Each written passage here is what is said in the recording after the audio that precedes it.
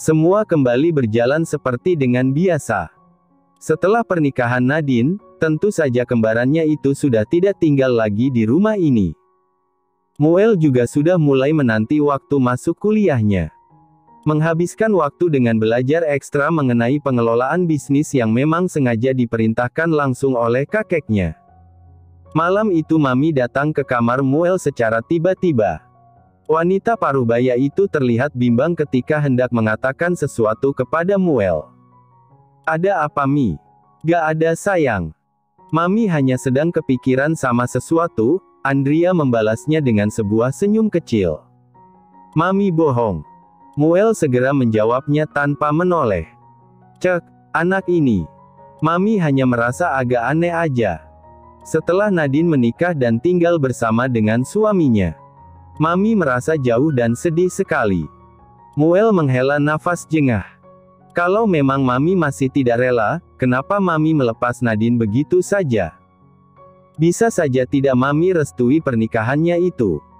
Andrea merasa kalau putranya ini masih belum merelakan kembarannya untuk menikah dan memulai hidup baru dengan status baru. "Muel, kok jadi marah sama Mami?" Muel gak marah, cuma kesel aja, Mi. "Nadine itu masih butuh sekolah dulu, jangan asal menikah. Memangnya Malvin bisa memberikan kehidupan yang sudah Mami dan Daddy berikan untuk Nadine?" Andrea hanya menarik kedua sudut bibirnya tipis, kemudian tangannya mengelus pelan puncak kepala Muel. Dia tidak menyangka sama sekali kalau Muel akan semarah ini. "Mami sudah bicara pada Nadine sebelum Mami menyetujui pernikahan ini dan membujuk Dadimu juga." Muel mendonggak dengan ekspresi terkejut, namun setelahnya berubah menjadi kecewa dan terdiam sembari menggenggam pulpen di tangannya dengan kuat. "Mami juga punya pertimbangan sendiri kenapa setuju. Apa pertimbangan Mami sampai setuju Nadine menikah begitu cepat? Padahal dia harus memikirkan masa depan perusahaan Celestine yang akan Mami gariskan ke Nadine." Andrea tidak tahu lagi harus berkata apa. Sepertinya memang benar bahwa Muel mungkin saja terbebani dengan kenyataan bahwa Muel sebagai anak laki-laki satu-satunya dan penerus dari keluarga Artadov, menggantikan posisi sang kakek yang memang sudah tua. Hanya memikirkan hal yang serius, apa Muel tidak pernah berpikiran untuk memiliki kekasih dan semacamnya? Mami yakin Nadine mampu. Dia juga perempuan yang tangguh. Jadi Muel seharusnya percaya sama Nadine. Sekarang Mami yang ingin bertanya pada Muel. "Dari dulu, Mami bahkan tidak pernah mendengar kamu dekat dengan seorang gadis. Apa Muel merasa terbebani dengan jabatan yang akan diwariskan kakek untuk Muel?" Andrea mencoba bertanya pada putranya untuk memastikan sesuatu. "Sama sekali gak terbebani. Masalah gadis atau kekasih, itu urusan belakangan.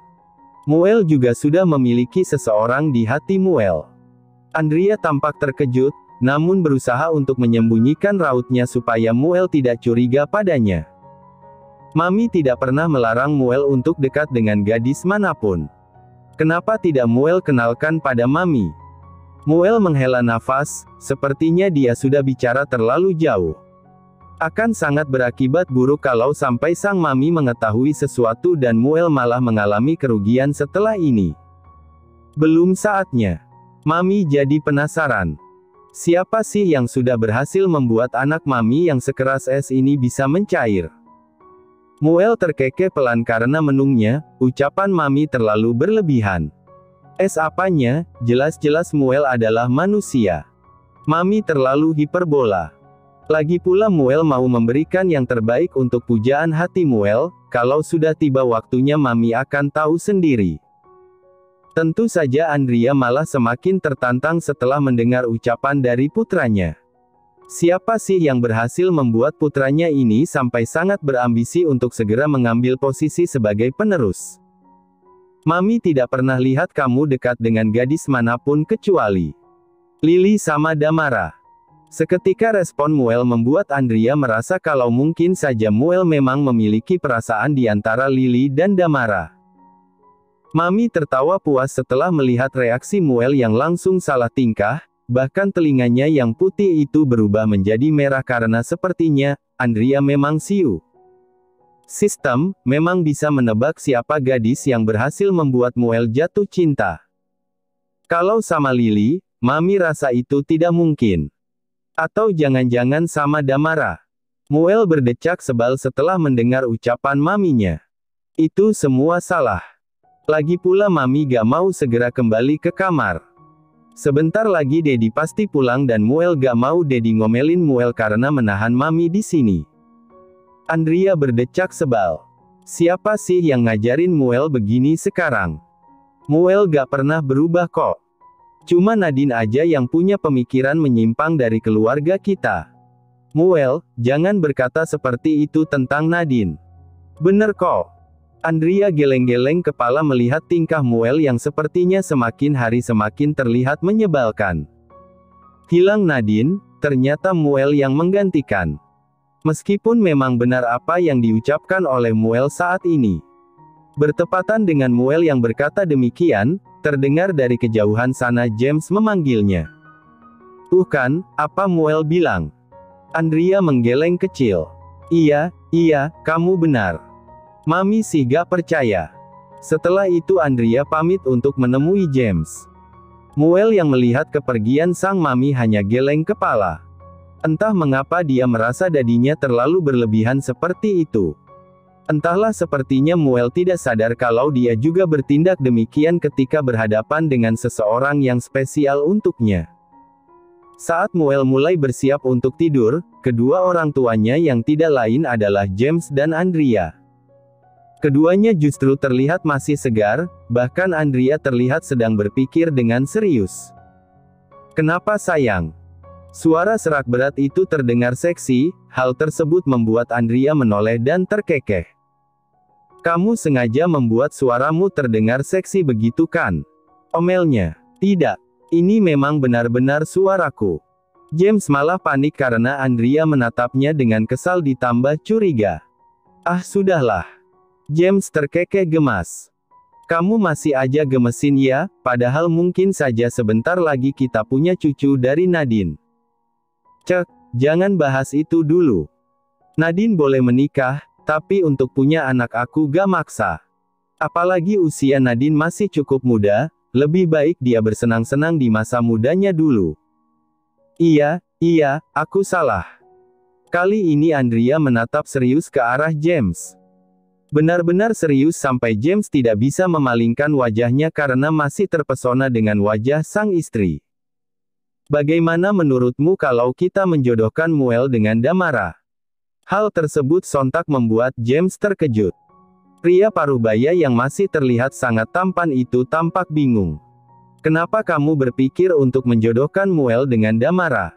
Andrea berdecak sebal. Aku merasa putra kita ini agak lambat kalau masalah percintaan.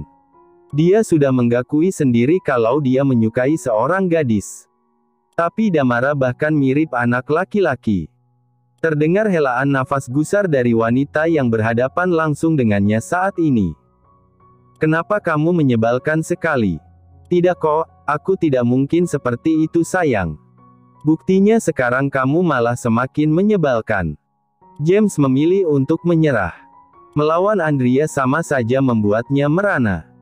James mana betah jika wanita tercintanya itu mengabaikannya hanya karena masalah sepele seperti ini. Bagaimana menurutmu? Ucap Andrea mengulang pertanyaannya. Itu tergantung keputusannya Muel. Aku setuju-setuju saja, lagi pula aku merasa kalau Hendrik sudah sangat membantu kita dari dulu. Aku juga tidak menyangka kalau dia akan menikah dengan rekan kantor. Andrea terkekeh kecil mengingat bagaimana Mona dan Hendrik menggakui hubungan mereka dulu. Intinya, aku akan setuju apapun itu, asal yang terbaik untuk keluarga kita. Dan sebaiknya kamu tanyakan pada yang bersangkutan dulu, karena jika Muel memang tidak menginginkan perjodohan ini, maka tidak usah dipaksakan. Aku mau menjodohkan Muel dengan Damara. Seketika mata pria itu membulat sempurna. Siapa sangka kalau istrinya akan punya ide seaneh itu. Bagaimana bisa dia menjodohkan putrinya dengan anak dari tuannya sendiri? Jangan terlalu berharap Mona. Kamu tahu sendiri kan? Tuan muda Muel adalah pewaris satu-satunya Artadov Group. Bahkan kemungkinan Muel akan mewarisi 2 perusahaan besar sekaligus. Kamu pikir kita akan cocok bersanding dengan mereka? Hendrik sampai geleng-geleng kepala saking terkejutnya. Mona tampak kesal. Kenapa memangnya? Oh, aku sudah membicarakan hal ini pada Andrea. Dia bahkan setuju-setuju saja dan terlihat lebih bersemangat. Hendrik memilih menghela nafas, entah siapa yang menghasut Mona sampai berpikir cukup tinggi seperti itu. Kamu yakin? Belum tahu kalau belum dicoba. Lagi pula kenapa si Hendrik? Kamu pesimis karena kita ini jauh di bawah mereka atau bagaimana? Bukannya begitu sayang. Hanya saja perjodohan itu mungkin dilakukan jika kedua belah pihak memiliki keuntungan atau saling berbagi keuntungan. Kalau kita sudah pasti untung karena putri kita satu-satunya akan menjadi menantu keluarga paling berpengaruh, tapi bagaimana dengan mereka? Mona terdiam 1000 bahasa, meski kesal. Namun apa yang dikatakan oleh Hendrik memang ada benarnya. Apalagi Mona sudah mengamati hubungan antara Muel dan Lily. Bersyukur kalau Andrea tidak merasa ada keanehan dalam hubungan itu, dan membuatnya mau tidak mau harus maju lebih dulu. Kita coba aja dulu, lagi pula putri kita pasti akan sangat beruntung bila dijodohkan dengan Muel. Hah? Perjodohan, sama Muel, ini maksudnya apa? Keduanya menoleh terkejut tatkala mendapati Damara terkejut mematung di depan pintu. Lily merasa buruk karena berbohong tentang sesuatu yang penting seperti ini. Pada akhirnya dia mengatakan kepada kakek dan nenek kalau Lily ingin mengambil cuti setahun dan mungkin akan fokus pada kelas melukis dulu. Setidaknya alasan tersebut yang bisa Lily berikan supaya keduanya tidak khawatir. Karena Lily bingung, harus memberikan alasan apa lagi, agar mereka percaya. Sore ini tiba-tiba saja Muel mengajaknya untuk pergi keluar. Padahal sebelumnya Lucy sempat mengajak lebih dulu, namun Lily tetap memilih Muel bahkan Lucy sempat melayangkan protes, namun memilih mengalah karena tahu, Muel pasti akan memusuhinya. Saat ini Lily duduk di ruang tengah dengan pakaian rapi. Kehamilannya masih belum terlalu terlihat jelas, meski hampir berusia 4 bulan. Entah karena kondisi fisik Lily atau memang belum tampak saja. Sehingga kali ini Lily memilih gaun pendek berlengan pendek juga dengan motif bunga-bunga berwarna lilac. Mau kemana sayang? Suara nenek menyapa ketika Lily tengah menanti dengan senang. Mau pergi sama Muel Nek? Oh alah, sekalian aja pulang ke rumah Mami Andrea ya.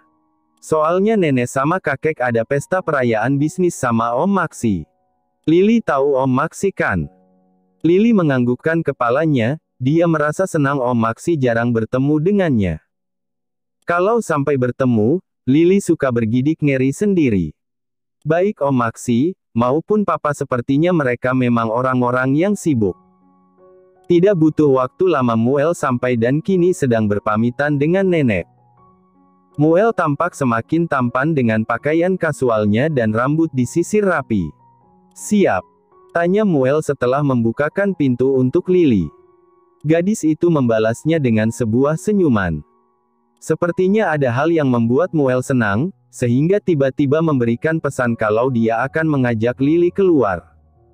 Mau kemana sih? Rahasia. Lily mendengus. Seharusnya tadi Lily pergi sama Lucy aja. Kalau Lily pergi sama Lucy, Muel akan tetap culik Lily buat pergi bareng. Lily memilih untuk memalingkan wajahnya. Dia merasa sedikit malu mendengar Muel berkata seperti itu.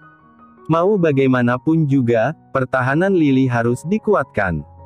Perjalanan yang ditempuh Lily dan Muel cukup jauh. Buktinya Lily sampai pegal-pegal karena terlalu lama duduk di mobil. Namun semuanya seakan terbayarkan ketika mereka sampai.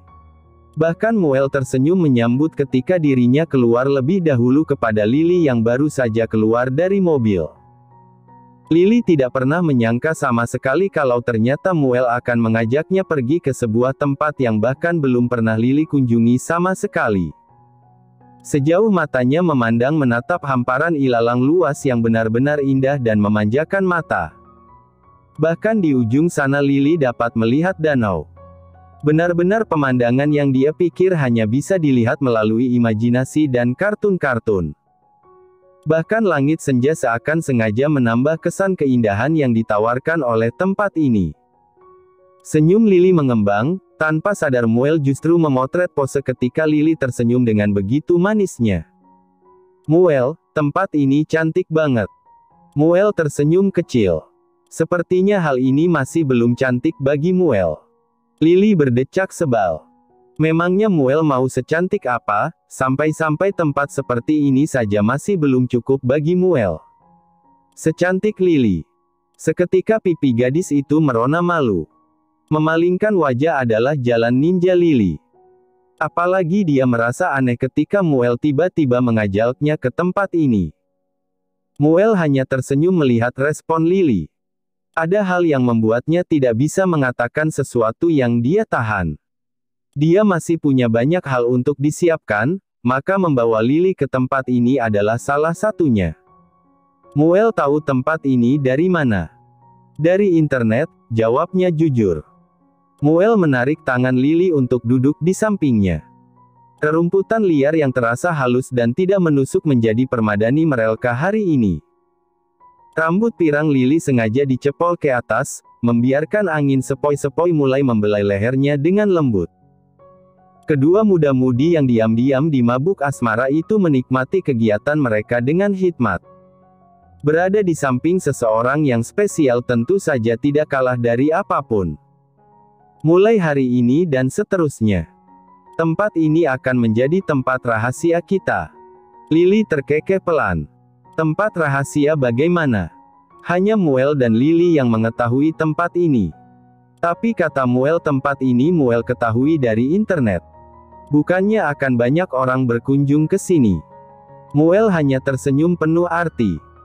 Lily sama sekali tidak bisa menebak apa yang mungkin sedang dipikirkan oleh Muel saat ini. Lily menggakui kalau pemuda ini akan semakin tampan ketika tersenyum. Dia tanpa sadar memandang terus-menerus ke arah Muel. Tentu saja hal tersebut diketahui oleh Muel. Pemandangan atau Muel yang lebih cantik. Muel, Lily menyadari kalau dia sudah salah bicara.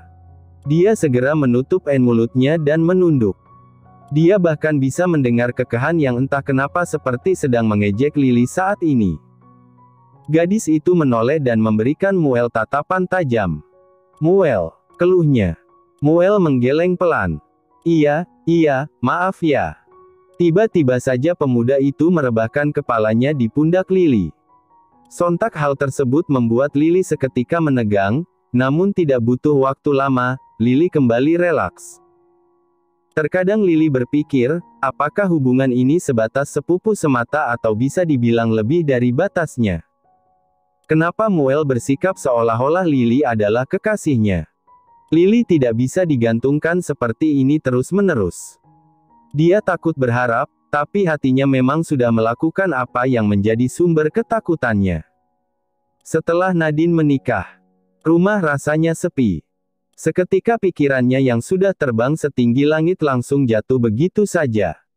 Namun setidaknya Lily bisa sedikit lega, karena Muel memang masih menjaga status mereka yang sepupuan ini agar tidak melewati batas.